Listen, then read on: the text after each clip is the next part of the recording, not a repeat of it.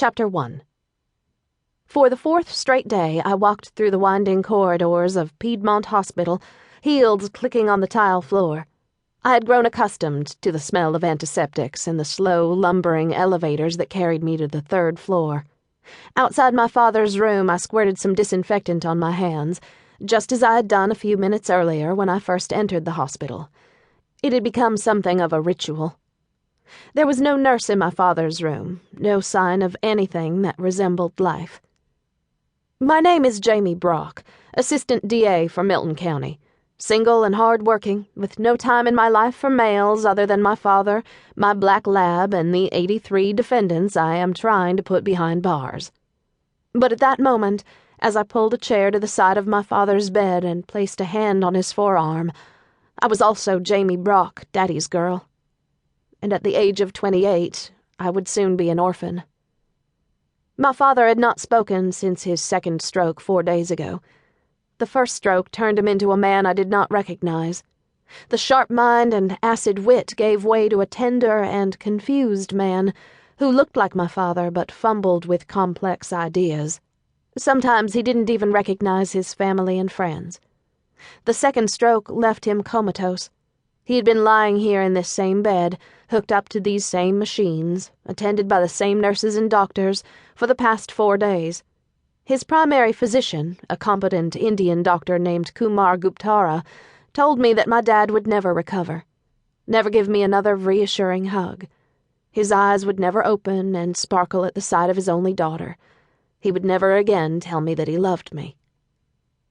Despite Guptara's pessimism, which was shared by every other doctor we consulted, I half expected my father to someday wake up, unhook the machines, change out of his hospital gown, and walk out of the room even as the nurses called after him to stop. My father was a fighter. It was a trait I had inherited.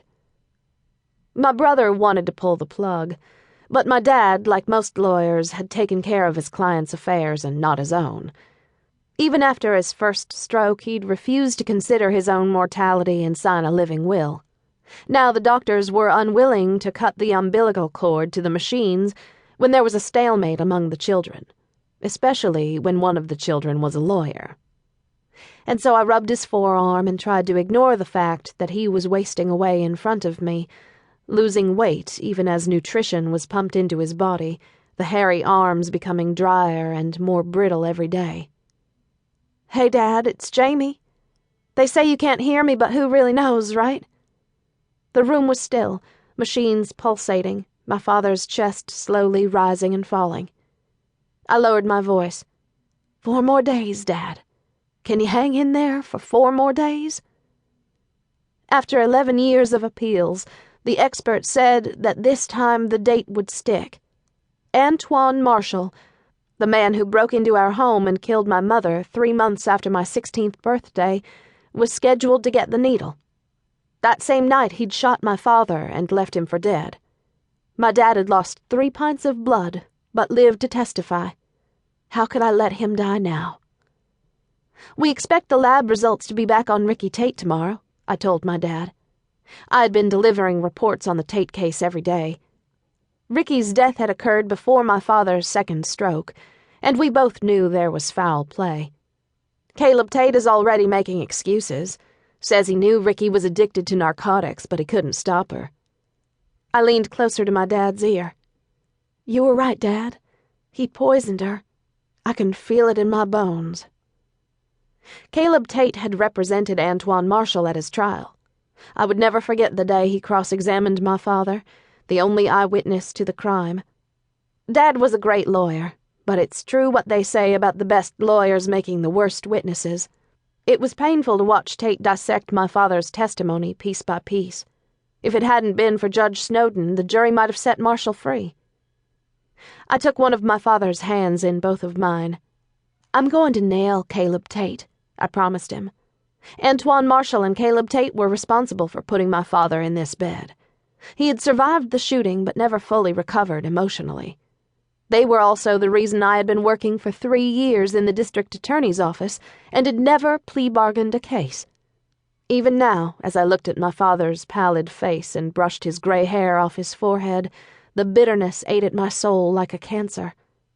My dream was to indict Caleb Tate within 30 days of his former client's execution.